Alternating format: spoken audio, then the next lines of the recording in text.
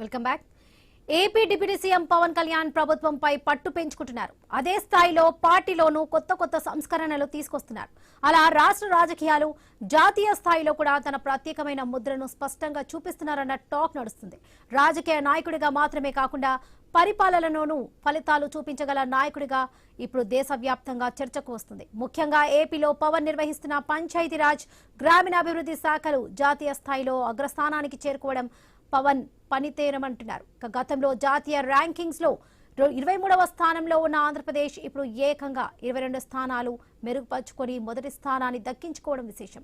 ఈ విజయం వెనుక పవన్ కళ్యాణ్ గారి నాయకత్వం కీలకంగా ఉందని రాజకీయ పరిపాలన వర్గాలు చెబుతున్నాయి. పరిపాలనలో ఫలితాలు సాధించడమే కాకుండా రాజకీయ వ్యూహాల్లోనూ పవన్ కళ్యాణ్ తనదైన శైలిని చూపించారు. ఆంధ్రప్రదేశ్లో కూటమి ప్రభుత్వం ఏర్పడడంతో ఆయన పాత్ర అత్యంత కీలకమైంది. ఒకప్పుడు తెలుగుదేశం పార్టీ, భారతీయ జనతా పార్టీ మధ్య ఉన్న దూరాన్ని తగ్గించి 3 పార్టీల కలయిక అవసరమని ముందుగానే స్పష్టంగా తెలిపారు. వైసీపీ పాలనకు ముగింపు పలకాలంటే ఐక్యతే మార్గమని ఆయన రాజకీయంగా ధైర్యమైన నిర్ణయాలు తీసుకున్నారు.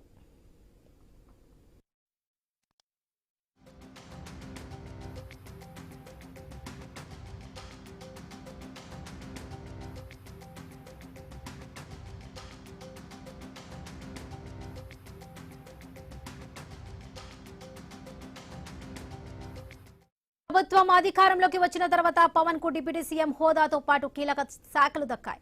గ్రామీణ నేపథ్యం ఉన్న శాఖలే తనకు కావాలన్న పవన్ కోరిక మేరకు పంచాయతీరాజ్, గ్రామీణాభివృద్ధి, అటవీ శాఖల బాధ్యతలను అప్పగించారు. ఈ శాఖలలో పూర్తి స్వేచ్ఛనిచ్చారు. కేంద్ర ప్రభుత్వ నిధులతో పాటు రాష్ట్ర నిధులను సమర్థంగా వినియోగిస్తూ గ్రామాల అభివృద్ధికి స్పష్టమైన దిశను నిర్ణయించారు. పల్లె పండుగ వంటి కార్యక్రమాల ద్వారా గ్రామాల్లో రహదారులు, తాగునీరు, పారిశుద్ధ్యం, పచ్చదనం వంటి మౌలిక వసతులు మెరుగుపడ్డాయి. 2 సంవత్సరాలుగా జరిగిన అభివృద్ధి పనుల ఫలితంగానే ఆంధ్రప్రదేశ్ గ్రామీణాభివృద్ధి శాఖ జాతీయ స్థాయిలో నంబర్ 1గా నిలిచిందన్నది టాక్. పార్టీ పరంగానూ ప్రత్యేక చొరవ తీసుకుంటున్నారు. ఎమ్మెల్యేలను బ్యాచ్లుగా విడగొట్టిన పవన్ ఎమ్మెల్యేలతో 1-to-1 అవుతున్నారు. ఒక్కో బ్యాచ్ లో 9 మంది ఎమ్మెల్యేలతో భేటీ అవుతున్నారు. వారి నియోజకవర్గాల్లో సాగుతున్న పనులపై ఆరా తీస్తున్నారు. పవన్ కళ్యాణ్ రాజకీయ పరిస్థితులను కూడా తెలుసుకునే ప్రయత్నం చేస్తున్నారు. పార్టీకి ఎక్కడ చెడ్డ పేరు రాకుండా చూసుకోవాలని సుతిమెత్తంగా వార్నింగ్ కూడా ఇస్తున్నారు. నియోజకవర్గాల్లో సెటిల్మెంట్ల జోలికి వెళ్లరాదని హెచ్చరిస్తున్నారు. ప్రతి ఒక్కరూ ఎన్నికల్లో ఇచ్చిన హామీలను గుర్తు చేసుకోవాలని, ప్రభుత్వం నుంచి పరిష్కారం అయ్యే విధంగా చూసుకోవాలని సూచించారు పవన్ కళ్యాణ్.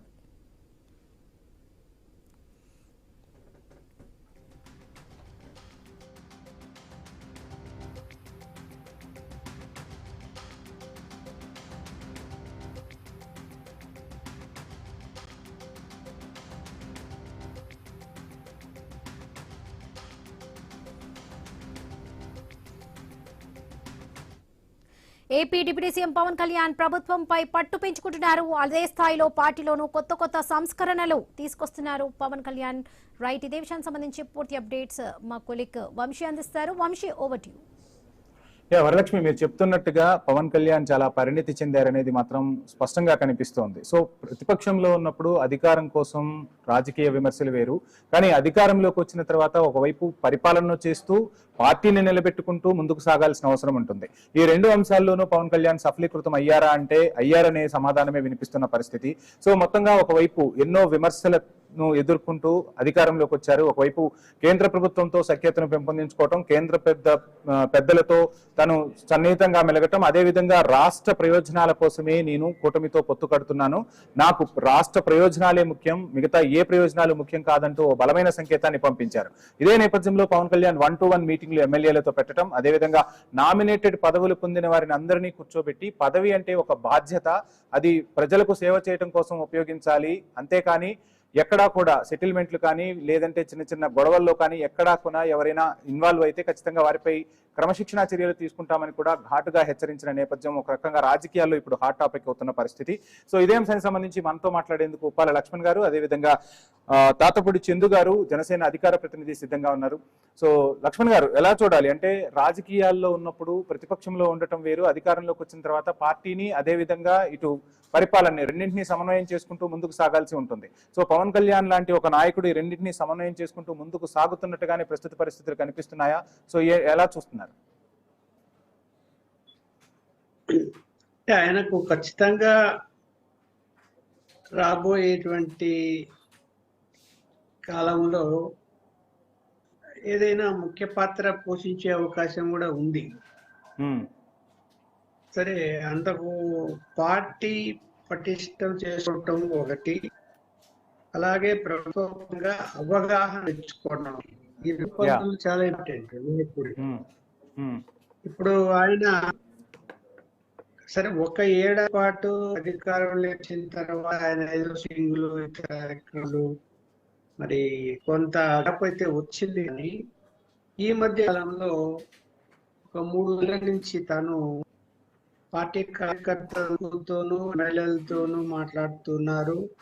అలాగే సమస్యలు టేకప్ చేశారు.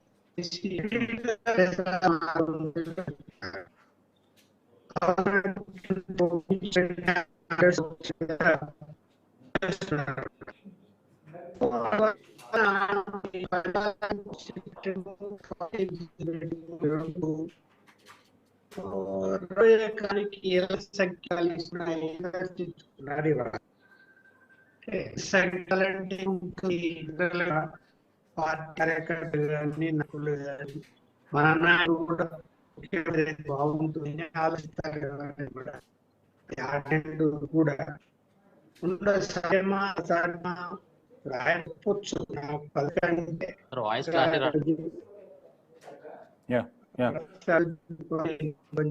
లక్ష్మణ్ గారు సమ్ నెట్వర్క్ ఇష్యూ ఉన్నట్టుంది, మళ్ళీ మీ దగ్గరకు వస్తాను నేను. చందు గారు, మొత్తంగా చూస్తున్నాం ఇటు పరిపాలనపై అదే విధంగా పార్టీపై పూర్తిగా దృష్టి సారించారు, పట్టు కూడా సాధించినట్టుగా తెలుస్తుంది. సో ఈ 2 ఏళ్ల పరిపాలనపై ఏమనుకుంటున్నారు? జనసేన ఇంకా రానున్న రోజుల్లో ఏం చేయబోతుంది? ఎటువంటి దిశానిర్దేశం చేశారు జనసేన అధినేత? ముందుగా ఐ న్యూస్ ప్రేక్షకులకి అలాగే అందరికి కూడా ముందుగా ప్యానల్ ఉన్న పెద్దలకు నా నమస్కారాలు.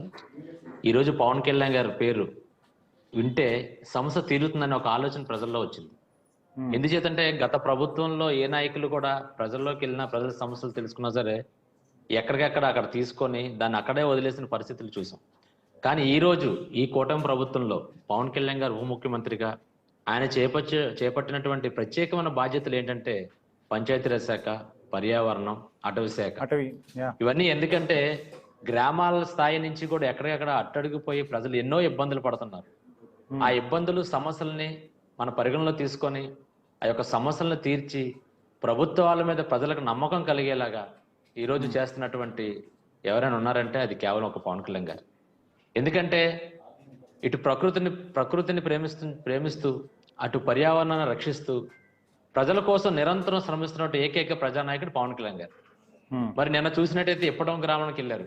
గతంలో ఇప్పటం గ్రామంలో కేవలం పవన్ కళ్యాణ్ గారి సభకి స్థలాన్ని ఇచ్చినందుకు ఆ గ్రామాన్ని ఏ రకంగా విచ్ఛిన్నం చేసేసారో వైసీపీ ప్రభుత్వం అప్పుడు ప్రజలందరూ చూశారు. కానీ వాళ్ళకి ఇచ్చిన మాట ప్రకారం మరి నిన్న ఆ గ్రామానికి వెళ్ళి ఏదైతే నాగేశ్వరమ్మ గారు ఉన్నారో ఆవిడని కలిసి ఆవిడ యొక్క బాధలు లేదా అక్కడ ఉన్న సమస్యలు ఏంటని తెలుసుకొని ఆవిడకి అండగా ఉంటాము, నేను ఉన్నానని చెప్పి భరోసా ఇచ్చి నేను నీకు పెద్ద కొడుకునని చెప్పినటువంటి ఏకైక నాయకుడు పవన్ కళ్యాణ్ గారు. మరి గిరిజన ప్రాంతాల్లో ఎంతో మంది ప్రభుత్వంలో ఎమ్మెల్యేలుగా మినిస్టర్లుగా ఉన్నప్పుడు గత ఏ ప్రభుత్వం ఉన్నా సరే ఆ ప్రభుత్వం ఒక నాయకులు ఆ గిరిజన సంపదను దోచుకొని వాళ్ళ మీద దాడి చేయడం, గిరిజనుల యొక్క సాంప్రదాయాన్ని గౌరవించకపోవడం ఇవన్నీ చేస్తే, కానీ పవన్ కళ్యాణ్ గారు ప్రజా పోరాట యాత్రలో ఏదైతే మాట ఇచ్చారో ఆ మాట ప్రకారం ఆ గ్రామానికి రోడ్డు వేసే పరిస్థితి తీసుకొచ్చి డోలీల మీద మోసుకొని వస్తూ హాస్పిటల్ తీసుకెళ్ళలేక ఇబ్బంది పడుతున్న గర్భిణీ స్త్రీలు కానీ ఏదైనా పురుగో పామో కాటుకు గురైతే కనీసం హాస్పిటల్ వసతులకు కూడా దరిచేరనటువంటి ఆ రోడ్డు మార్గాన్ని ఈ రోజు సార్ మీరు చెప్తున్నట్టుగా ఇవన్నీ కూడా జరుగుతున్నాయి. కానీ ప్రతిపక్ష వైసీపీ తీవ్ర విమర్శలు గుప్పిస్తున్న పరిస్థితి. 15 ఏళ్ల పాటు అధికారంలో కొనసాగుతూ ఉన్నాడు. కార్యకర్తలు అదేవిధంగా పార్టీని నమ్ముకున్న వారి ఆశలు అడియాశలన్నీ తాకట్టు పెట్టేశాడు. సో ఎక్కడా కూడా న్యాయం చేసే పరిస్థితులు అయితే కనిపించట్లేదు. సో మొత్తంగా పార్టీని చంద్రబాబుకు తాకట్టు పెట్టాడు, అటు భారతీయ జనతా పార్టీకి కూడా తాకట్టు పెట్టిన పరిస్థితి. 15 ఏళ్ల పాటు అధికారమే వద్దు అంటాన్ని ఎలా చూడాలి అంటూ కూడా ప్రశ్నిస్తున్న పరిస్థితి. సో ఏం ఆన్సర్ చేస్తారు? వైసీపీ వాళ్ళ ముందు వాళ్ళ పార్టీకి వాళ్ళ నాయకులకి అందరు కూడా ముందు సిగ్గు అనేది ఉండాలండి. ఎందుకంటే ఈరోజు పవన్ కళ్యాణ్ గారు చేస్తున్నటువంటి కార్యక్రమాలు చూడట్లా, దీంట్లో ఉన్న కార్యకర్తలను తాకట్టు పెట్టారు ఏ రకంగా అంటారండి? ఈరోజు ప్రజా సమస్యల మీద తీరితే రేపు పొద్దున్న పార్టీ అనేది బలోపేతం అవడం ఖచ్చితంగా జరుగుతుంది. ఆ యొక్క నాయకత్వ లక్షణాలు పవన్ కళ్యాణ్ గారు చెప్పారు. ఈ రోజు చాలా మంది కొన్ని వైసీపీ పార్టీలు విమర్శలు చేస్తున్నాయి. ఇక్కడ ఈ కమిటీలు లేవు, ఆ కమిటీలు లేవని వాస్తవం. కమిటీలు అనేవి ఎవరికి పడితే వాళ్ళు ఇచ్చేశారు కదండి. గతంలో ఎమ్మెల్సీలు ఇచ్చేశారు, తర్వాత కార్పొరేషన్ చైర్మన్లు ఇచ్చారు, ఎవరుంటే పార్టీ జెండా మోసడికి ఇచ్చారు. కానీ పవన్ కళ్యాణ్ గారు ఏ పదవికి ఎవరు అర్హుడు, ఆ పదవికి అతను అర్హుడా కాదా, అతనికి ఒక నాయకత్వ లక్షణాలు లేవా, ప్రజల సమస్యల మీద పోరాటం చేయగలరా, మన కార్యకర్తలే. కానీ వాళ్ళ తెలియని వాళ్ళు కూడా కొంతమంది ఉన్నారు, అభిమానంతో ఉన్న వాళ్ళు ఉన్నారు. కానీ కార్యకర్తలను చూసుకుంటాం, కానీ వాళ్ళకి నాయకత్వ లక్షణాలు ఇవ్వాలన్నా, ఏదైనా నామినేటెడ్ పోస్ట్ ఇవ్వాలన్నా వాళ్ళ యొక్క అర్హత ఏంటో క్షుణ్ణంగా పరీక్షించి మరి ఈ రోజు పవన్ కళ్యాణ్ గారు ఇస్తున్నారు తప్ప ఏదో వైఎస్ఆర్ కాంగ్రెస్ పార్టీ లాగా తూతూ మంత్రంగా ఇచ్చేయాలంటే గతంలో ఎమ్మెల్సీలు ఇచ్చేశారు. ఎవరు తిరిగారంటే ప్రజల్లో ఎవరు తిరిగారు చెప్పండి? కార్పొరేషన్ చైర్మన్లు ఇచ్చారు. కేవలం అది బోర్డులు పెట్టుకొని జీతాలు తీసుకోవడానికి పరిమితం తప్పించి గ్రామాల్లోకల్లా ఈ రోజు మా లిమిట్స్ లో మా యొక్క ఈ జనసేన పార్టీకి ఇచ్చినట్టు కార్పొరేషన్ చైర్మన్లు ఎవరైనా సరే తూర్పు కాపు నుంచి ఎస్ఎస్మి గారు కానీ, వడ్డీ కార్పొరేషన్ నుంచి ఘంటసాల వెంకటలక్ష్మి గారు కానీ, అలాగే కాపు సమాజం నుంచి చందు గారు డిస్కస్ సుబ్బారెడ్డి గారు కానీ, మళ్ళీ టైం ఇస్తా మీకు. తప్పకుండా. ఉప్పా లక్ష్మణ్ గారు, మొత్తంగా చూస్తున్నాం ఎన్టీఆర్ పవన్ కళ్యాణ్ ఇద్దరు కూడా సినీ నేపథ్యం నుంచి రాజకీయాల్లోకి వచ్చిన వారే. ఒకరేమో పార్టీ పెట్టి 9 నెలల్లో అధికారంలోకి వస్తే, మరొకరు పార్టీని పెట్టారు, అధికారంలోకి రావటం కాదు, నాకు రాష్ట్ర ప్రయోజనాలే ముఖ్యం, నేను పాలనపై పట్టు సాధించాలి, ప్రజల కష్టాలను తీర్చడానికి అధికారం ఒక్కటే కాదు, నేను ఒక సేవకుడిగా ముందుకు సాగుతున్నా అని పవన్ కళ్యాణ్ చెప్తున్న పరిస్థితి. సో ఎలా చూడాలంటారు? రాజకీయ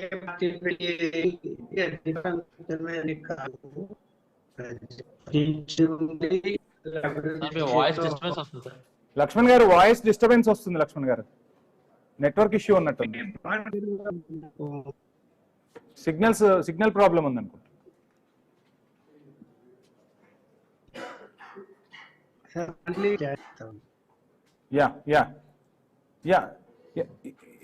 చందు గారు, చూస్తున్నాం పార్టీ పెట్టి 9 నెలల్లో అధికారంలోకి ఎన్టీఆర్ వచ్చారు.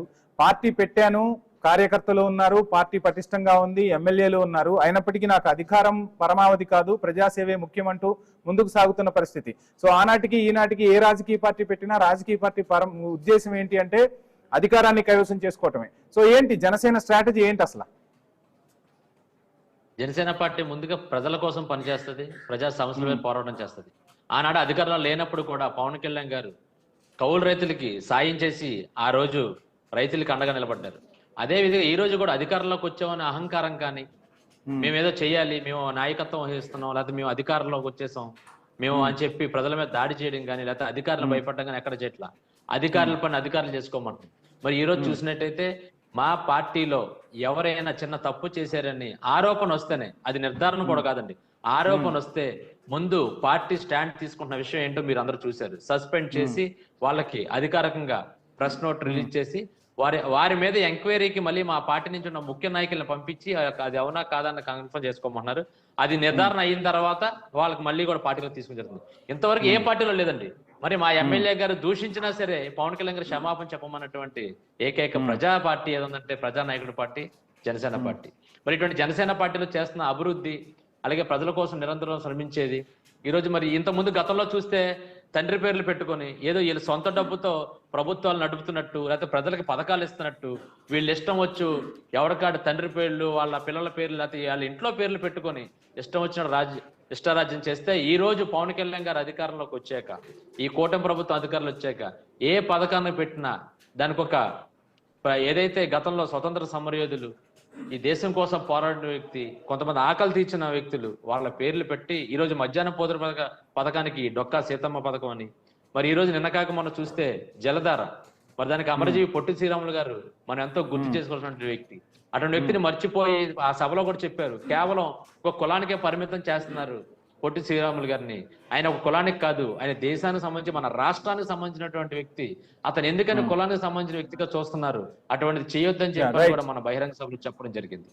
చందు గారు, ఇంకొక అంశం మనం మాట్లాడుకుంటే, చందు గారు సో చూస్తున్నాం, సో పైన అటు చంద్రబాబు నాయుడు అవ్వచ్చు, ఇటు పవన్ కళ్యాణ్ అవ్వచ్చు, భారతీయ జనతా పార్టీ అవ్వచ్చు, ముగ్గురు కూటమిగా ముందుకు సాగుతున్న పరిస్థితి. సో కానీ లోకల్ గా పార్టీ కోసం కష్టపడే కార్యకర్తలు ఉన్నారు. మరి కూటమిలో కొనసాగితే కార్యకర్తలందరికీ న్యాయం చేయడం పాసిబుల్ అవుతుందా? నాయకులు చాలా మంది కూడా పదవులపై ఆశలు పెట్టుకున్న వాళ్ళ పరిస్థితి ఏంటి? సో వీళ్ళందరూ కూడా సంతృప్తిగానే ఉన్నారా? 15 ఏళ్ల పాటు కూటమి కలిసికట్టుగా ముందుకు సాగుతుందన్న పవన్ కళ్యాణ్ వ్యాఖ్యలకు గ్రౌండ్ లెవెల్ నుంచి కూడా పూర్తి మద్దతు లభిస్తుందని మనం భావించవచ్చు అంటారా? ఖచ్చితంగా లభిస్తుందండి. ఎందుకంటే ఈ రోజు కూటమి ప్రభుత్వంలో వచ్చిన తర్వాత కొద్ది రోజులు మటుకు ఆ అసహనం అన్నది మా నాయకులు కార్యకర్తలు కొంతమంది చూపించారు. ఎందుకంటే మేము అధికారంలోకి వచ్చాం, పార్టీ కష్టపడ్డాం. కానీ పవన్ కళ్యాణ్ గారు దిశ నిర్దేశాలు చేసిన తర్వాత, ఆయన యొక్క మాటలు తెలుసుకున్న తర్వాత, ఆయన యొక్క స్ట్రాటజీ, ఆయన యొక్క ఆశయం ఏ రకంగా మనం వెళ్దాం అనుకుంటున్నాం. ఎందుకంటే పదవులే కేవలం అలంకారం కోసం తీసుకొని చేసేటట్టు కాదు. పదవులు తీసుకున్న వాళ్ళు ప్రజలకు పనిచేయాలి. అలాగే పదవులు కావాలన్నా సరే మన తొందరపాటు చేయవద్దు. ఎందుకంటే మన పార్టీ గ్రామాల వేడిగా కొంత తక్కువలో ఉన్నాము. మన గ్రామంలోకి వెళ్ళి ప్రజల్లోకి ఒక గుర్తింపు పొందాలి. అప్పుడు మనం పలానా దానికి అర్హులు, మనం ఇది అడగటానికి సరిపోతాం. అంతేగాని ఏదో మనం గెలిసాం కదా అని చెప్పి మనం ఏదో సపోర్ట్ చేస్తే పార్టీ అధికారంలోకి వచ్చిందని చెప్పి కానీ ఎక్కడా కూడా మీరు తొందరపాటు చర్యలు చేయొద్దు. సమన్వయంతో ఉండండి. మనకు అవకాశాలు ఉంటాయి. మీకు ప్రతి ఒక్కరిలో కూడా నాకు తెలుసు ఎవరు కష్టపడ్డారో అని చెప్పి చెప్పడం జరిగింది. ఇక్కడ ఎక్కడా కూడా కార్యకర్తలు ఎవరు కూడా ఇప్పుడైతే మటుకు రాష్ట్రం యొక్క అభివృద్ధి కోసం, రాష్ట్ర ప్రయోజనాల కోసం పనిచేయడానికి ఎప్పుడు సిద్ధంగానే జనసేన పార్టీ నాయకులు కానీ, కార్యకర్తలు కానీ, వీర మహిళలు కానీ అందరూ కూడా సిద్ధంగా ఉన్నారండి. ఎందుకంటే ఈ రోజు ప్రజా జనవాణి అనే కార్యక్రమం పెట్టి ఎప్పుడు లేని విధంగా, అంటే మామూలుగానే మనకి ఏదైనా అధికారులు ఒక అర్జీలు తీసుకోవాలంటే ఒక ఏసీ రూమ్ లో కూర్చుంటారు. కానీ పవన్ కళ్యాణ్ మొట్టమొదటిసారిగా పార్టీ కేంద్ర కార్యాలయం బయట ఒక టెంట్ వేసి ఎమ్మెల్యే గాని, ఎంపీ గాని, కార్పొరేషన్ చైర్మన్ ఎవరైనా సరే అక్కడ కూర్చొని అర్జీలు తీసుకుని ఆ యొక్క సమస్యల మీద అక్కడే మీరు అధికారులకు ఫోన్ చేయమని చెప్పి దిశానిర్దేశం చేస్తే ఎన్నో సమస్యలు జనవాణిలో మరి ఈ రోజు సమస్యలు పరిష్కరించబడ్డాయి. అంటే ప్రజల కోసం మనం పని చేద్దాం, ప్రజా సమస్యలమే పోరాటం చేస్తాం, అధికారం అనేది వస్తుంది. లక్ష్మణ్ గారు మనకు అందుబాటులోకి వచ్చారు. చందు గారు మనం డిస్కస్ చేద్దాం. లక్ష్మణ్ గారు, నా వాయిస్ మీకు క్లియర్ గా వినపడుతుందా అండి? హలో లక్ష్మణ్ గారు, సేమ్ డిస్టర్బెన్స్ కంటిన్యూ అవుతుందండి. వాయిస్ కట్ అవుతుంది మీ వైపు నుంచి. ఏమైనా ఫోన్ ఇన్ లో అందుబాటులోకి వస్తారా?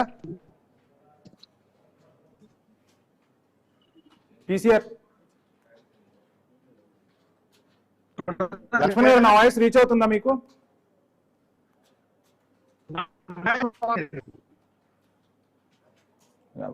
ఫోన్ ఇన్ ట్రై చేద్దాం. రైట్ చందు, మొత్తంగా చూస్తున్నాం ఆంధ్రప్రదేశ్ డిప్యూటీ సీఎం పవన్ కళ్యాణ్ పూర్తిగా పాలనపై, ఇటు రాజకీయాలపై అయితే దృష్టి సారించారు. ఇదంతా బానే ఉంది. కానీ నిన్న మొన్నటి వరకు జనసేన అనగానే ఎక్కువ మంది యువతే ఉంటారు, ఓన్లీ యువతే పవన్ కళ్యాణ్ సపోర్ట్ చేస్తున్నారన్న పరిస్థితి కనిపించింది. సరే, మొత్తంగా అద్భుతమైన స్ట్రైక్ రేట్ తో చెప్పాల్సిన సమాధానాలు చెప్పుకుంటూ వస్తున్న పరిస్థితి. ఒకే కుటుంబంలో నలుగురు ఉంటే ఆ నలుగురులో యువత అంటే ఇంట్లో ఉన్న పిల్లలే జనసేన వైపు ఉన్నారన్న పరిస్థితి కనిపించింది. గ్రామాలను టార్గెట్ చేయటం వెనక జనసేనాని వ్యూహం ఏంటి? సో అప్పటికి ఇప్పటికి ఏమైనా మార్పులు కనిపిస్తూ ఉన్నాయా? సో మహిళలతో పాటు చాలా మంది అంటే ఒక 35 to 40 years వాళ్ళు, 40 to 50 years వాళ్ళు కూడా జనసేన వైపు ఇప్పుడు చూస్తున్నారా? ఏంటి అసలు ఏం జరుగుతుంది? ఖచ్చితంగా అండి. గతంలో చాలా మంది హేళన చేసేవాళ్ళు, మీరు పవన్ కళ్యాణ్ గారు మీ అభిమాని కాబట్టి మీరు వెళ్తున్నారు, మేము తల్లిదండ్రులు అందుకోసమే నేను ఈ క్వశ్చన్ అడిగాను మిమ్మల్ని అని చెప్పడం జరిగింది. కానీ ఈ రోజు ఎవరైతే అవ్వా తాతలు సైతం 50 సంవత్సరాలు కానీ 60, 70, 80 సంవత్సరాలు వచ్చిన కూడా పవన్ కళ్యాణ్ అంటే ఏంటి అని తెలుసుకొని ఈ రోజు పవన్ కళ్యాణ్ గారు ఎక్కడ ఎవరు నిలబడితే వాళ్ళకి ఓటేసే పరిస్థితి ఈ రోజు గ్రామ స్థాయి నుంచి మొత్తం రాష్ట్ర లెవెల్ అన్ని చోట్ల, అన్ని నియోజకవర్గాల్లో ఉందండి. ఎందుకంటే ఈ రోజు గ్రామాల్లో పంచాయతీరాజ్ శాఖ 24 స్థానాల్లో ఉన్న పంచాయతీరాజ్ శాఖని ఈ రోజు మొదటి స్థానంలో తీసుకొచ్చినటువంటి ఏకైక ప్రజానాయకుడు పవన్ కళ్యాణ్ గారు. ఈరోజు గ్రామ స్థాయిలో గ్రామ సభలు పెట్టి ఎప్పుడు లేని విధంగా గ్రామ సభలు పెట్టి గ్రామంలోనే ఆ యొక్క నిధులు ఎన్ని వస్తున్నాయి, ఆ నిధులు ఎంత డబ్బులు దీనికి వెచ్చించారు, ఇంకా ఎంత డబ్బులు ఉన్నాయి, ఈ పంచాయతీలు ఏమేమి ఉన్నాయి అన్నది కూడా ప్రతిదీ కూడా ప్రజలకు తెలిసే విధంగా పెట్టి ఈ రోజు ఎంతో, ఎందుకంటే గతంలో దోచేసుకున్నవారండి ఈ నాయకులు. గ్రామం పంచాయతీ నిధులు వస్తే ఏమైతే ఇప్పుడు కూడా విమర్శలు వినిపిస్తున్నాయి కదా, పవన్ కళ్యాణ్ ఎంత అభివృద్ధి చేస్తున్నా, పార్టీని ఎంత పటిష్టం చేస్తున్నా, so Hyderabad to Vijayawada travel చేస్తున్నారు, ఫ్లైట్ ఖర్చులకే చాలా ప్రభుత్వ సొమ్మును కాజేస్తూ ఉన్న పరిస్థితి. సో ఏంటి అసలు ఈ స్పెషల్ ఫ్లైట్లు, ఎందుకు ఇక్కడ ఉండరు పవన్ కళ్యాణ్ అని కూడా విమర్శలు వినిపిస్తున్నాయి కదా, దీనికి ఏం ఆన్సర్ చేస్తారు? ఇప్పుడు పవన్ కళ్యాణ్ గారు ఉండరు అంటే పవన్ కళ్యాణ్ గారు ప్రత్యేకమైన విధానంతో వెళ్ళట్లేదంటే ఆయన సొంత డబ్బు ఖర్చు పెట్టి వెళ్తారు, ప్రభుత్వ సొమ్ముతో ప్రభుత్వ కార్యక్రమాలకు మాత్రం వెళ్తారు. ఎందుకంటే ప్రభుత్వ కార్యాలయంలో వస్తువులు కూడా సరిగ్గా సామాగ్రి మళ్ళీ కొత్తగా పెట్టాలి, ఏర్పాటు చేయాలనే ప్రభుత్వం నిర్ణయిస్తే వద్దు, నేను పార్టీ కేంద్ర కార్యాలయంలో నా ఆఫీసులు పెట్టుకుంటాను ఛాంబర్ మొత్తం అక్కడ షిఫ్ట్ చేసినటువంటి ఏకైక వ్యక్తి ప్రజానాయకుడు పవన్ కళ్యాణ్ గారు. మరి అటువంటి నాయకుడి కోసం ఇటువంటి విమర్శలు చేస్తున్నంటే విమర్శలు చేసేవారు ఒకసారి ఆలోచన చేయాలి. ఎందుకంటే ఈ రోజుకి కూడా నిన్న ఆవిడ దగ్గర నాగేశ్వరరావు గారి దగ్గరికి వెళ్ళారంటే ఆయన జీతంలోంచి 5,000 రూపాయలు ప్రతి నెల ఆయన అందజేయమన్నారు. ఎక్కడా కూడా ప్రభుత్వ సొమ్ము ఎక్కడ వృధా చేయరండి పవన్ కళ్యాణ్ గారు, ఎక్కడా కూడా. ఎక్కడ ప్రభుత్వ సొమ్మును మటుకు వృధా చేసే పరిస్థితి పవన్ కళ్యాణ్ గారికి లేదు. అవసరమైతే ఆయన సొంత డబ్బు, ఈ రోజు ఆయన హైదరాబాద్ వెళ్తుంటే మరి ఆయన బోల్డ్ అంత డబ్బు, సొంత డబ్బు ఈ యొక్క పంచాయతీరాజ్ శాఖ కానీ ఏదైనా నిధులకు కానీ కొన్ని వాటికి ఆయన సాయం చేస్తున్నారు. మరి జనవాణి కార్యక్రమంలో పెట్టిన కార్యక్రమాల్లో కొంతమంది కొన్ని ఆర్థిక సమస్యలతో కొన్ని ఇబ్బందులు వచ్చిన వాళ్ళకి సాయం చేస్తున్నారు. చదువు లేదంటే వాళ్ళకి సాయం చేస్తున్నారు. మరి ఈ రోజు చూస్తే కొంతమందికి అయితే మరి చాలా మంది ఆయన దగ్గర నేరుగా వెళ్ళి దారిలో ఇది పరిస్థితి అని అంటే వాళ్ళకి ఏ రకమైన సాయం కావాలన్నా సొంత డబ్బులు ఇచ్చేస్తున్నారు. అంటే ఎక్కడా కూడా ఇప్పుడు ఆయన సొంత సొమ్ము కూడా దేనికండి, సినిమాలో నటించి ఆ డబ్బుని ప్రజల కోసం పనిచేస్తున్నారు కాబట్టి ఆయన తిరగటానికి వెళ్తారు. అంతేగాని ప్రభుత్వ సొమ్ముతో ఇదండి కేవలం ఆరోపణలు మాత్రమే అండి. వైసీపీ వాళ్ళు ఏంటంటే అభివృద్ధి చూడలేక, జనసేన పార్టీ ఎదుగుదల చూడలేక కేవలం వాళ్ళు చేస్తున్న ఆరోపణలు తప్పించి దీంట్లో ఎటువంటి నిజాలు లేవు. పవన్ కళ్యాణ్ గారు అసలు ఆయనే కాదు, మా నాయకులకు కూడా చెప్పారండి. ఒకసారి మా నాయకులు ఇదే విషయాన్ని చెప్పారు. చంద్ర గారు, పదవి బాధ్యత అని మొన్న కార్యక్రమం చేపట్టారు. ఈ కార్యక్రమంలో పవన్ కళ్యాణ్ స్వయంగా కొన్ని కీలక వ్యాఖ్యలు చేసిన పరిస్థితి.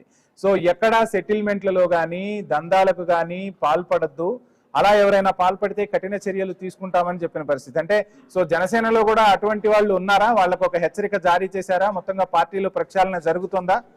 ఏంటి అసలు ఆ వ్యాఖ్యలు పవన్ కళ్యాణ్ చేయడం అనుకున్న ఉద్దేశం ఏంటి?